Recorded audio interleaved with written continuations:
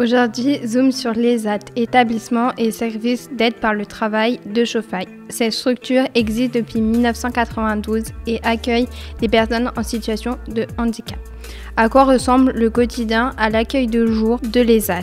Pour en savoir plus, nous accueillons Patrick Daen qui est animateur à l'accueil de jour. Bonjour Patrick Daen. Bonjour. L'ESAT de Chauffailles a été créé en 1992. L'accueil de jour existait-il déjà? L'accueil de jour a été créé également en 1992, donc quelques mois après la mise en place de l'ESAT. Et donc au début, l'accueil de jour, il se situait dans un immeuble qui était à l'entrée de Chauffailles qui est aujourd'hui disparu. Aujourd'hui, l'accueil de jour se trouve rue Pierre de Coubertin à Chauffailles. Pouvez-vous nous expliquer quand et pourquoi a-t-il été déménagé? Donc l'accueil de jour, après avoir passé quelques temps dans cet immeuble, il a été transféré à Saint-Igny-de-Roche dans une maison qui a été léguée à l'association par des personnes qui avaient une personne handicapée dans leur famille et qui souhaitaient que ce bâtiment puisse servir à l'encadrement des personnes handicapées. C'est un lieu qui a été beaucoup investi par les personnes que nous accueillons à l'accueil de jour. Vraiment, c'était un peu comme chez elles puisqu'elles ont imaginé un peu l'aménagement de ce lieu. C'était une ancienne ferme, donc il y avait un grand extérieur, un bâtiment assez important. Il y a eu plusieurs événements qui ont fait qu'il a fallu déménager de ce lieu. C'est déjà d'une part le Covid qui a fait qu'il fallait respecter les règles particulières de cette période. C'est également aussi la conception du lieu qui était sur plusieurs étages, donc pour certaines personnes ça devenait difficile de monter dans les étages, et notamment au grenier où on avait créé un studio de musique.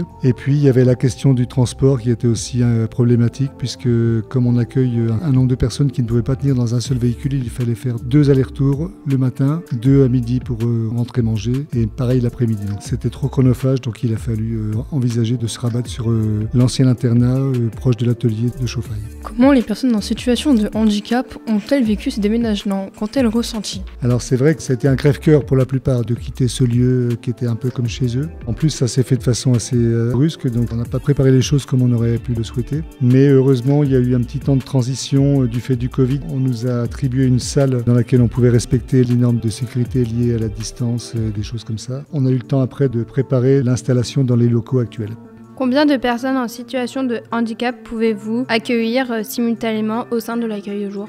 Donc on a un agrément pour 20 personnes en situation de handicap. Donc on peut monter légèrement au-dessus par moment parce qu'on reçoit aussi des personnes qui ont un statut particulier au niveau du travail, donc ils viennent pratiquer quelques activités dans la semaine. Et puis quelques personnes qui sont en retraite de l'ESAT et pour lesquelles on a pensé qu'il était important de garder le lien. Donc on accueille 10 personnes le matin et 10 personnes l'après-midi. Pouvez-vous nous expliquer comment fonctionne l'accueil de jour et à quelle fréquence les personnes en situation de handicap peuvent-elles y aller? Comme je viens de le dire, l'accueil de jour fonctionne 5 jours par semaine, du lundi au vendredi. Il y a un groupe de 10 personnes qui vient le matin et qui va aller au travail l'après-midi, et un groupe de 10 qui vont aller au travail le matin et qui vont venir à l'accueil de jour l'après-midi. Et la semaine suivante, ça s'inverse. Au sein de l'accueil de jour, on redivise ces 10 personnes en 2 groupes, qu'on appelle des groupes restreints, donc des groupes de 5 personnes, parce qu'au niveau de l'accompagnement, c'est vraiment un travail de meilleure qualité auprès des personnes pour pallier leurs difficultés.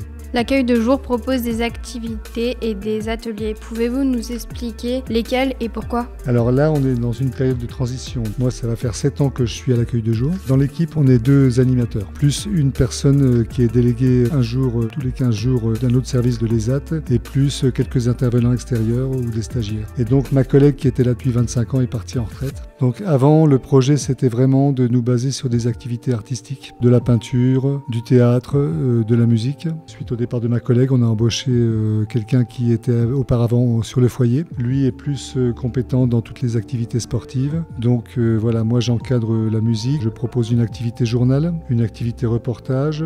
On a une personne qui vient faire des interventions pour de la peinture. Mon collègue donc fait du sport et donc propose des activités autour de l'environnement de la personne, familiariser la personne avec son environnement, et on aborde aussi les questions de citoyenneté avec la personne qui est détachée d'un autre service. L'accueil de jour propose des activités manuelles. Est-ce que vous vendez parfois les réalisations des personnes en situation de handicap? Oui, tout à fait. L'atelier peinture, ça a toujours été comme ça par le passé. Donc c'était mon prédécesseur qui animait cet atelier. Donc moi, quand je suis arrivé dans l'équipe, c'était pas du tout ma compétence, donc moi j'ai pris en charge la partie musique. Même avant que l'intervenante qui est artiste peintre prenne le relais, il y a toujours eu cette volonté de vendre les productions au cours d'expositions régulières. Ça nous permet de réinvestir l'argent dans des activités ou des projets particuliers. Mais on a également aussi par le passé vendu, si on peut utiliser le terme, des spectacles à l'espace culturel de Chauffailles, par exemple, des pièces de théâtre qui nous servaient aussi, grâce au prix d'entrée, de financer des activités. L'accueil des jours a une petite formation musicale. Quels sont les apports de la musique pour les personnes en situation de handicap ?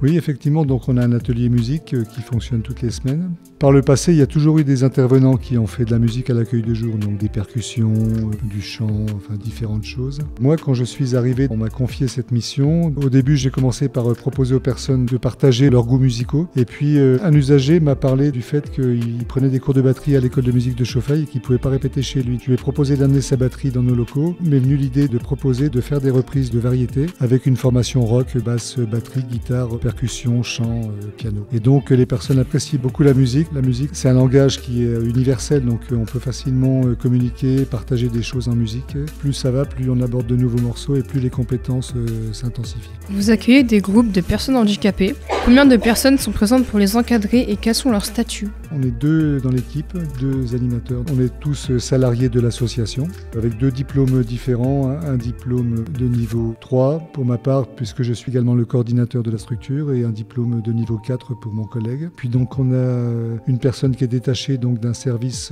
qui s'appelle le service d'accompagnement à la vie sociale, qui accompagne les personnes qui vivent en appartement, qui est également salarié de l'association. Après, on a donc une personne qui est intervenante extérieure, donc qui a un statut de, je ne sais pas exactement comment on peut qualifier ce statut, qui est payé à la prestation. Pour finir, auriez-vous un souvenir ou une anecdote à nous raconter sur l'accueil de jour ? Des anecdotes et des souvenirs, il y en a beaucoup. Et si ma collègue était là à ma place, il y en aura encore plus certainement. Une anecdote que j'ai vécue, c'est quand on a été invité à proposer une prestation musicale lors du festival Andivois, qui est donc un festival national de personnes en situation de handicap dédié essentiellement à la voix. Et donc nous, on était ce jour-là le seul groupe de musique instrumentale. Donc voilà, c'était vraiment une belle mise en situation pour nous de jouer devant un public nombreux à l'auditorium de Mâcon.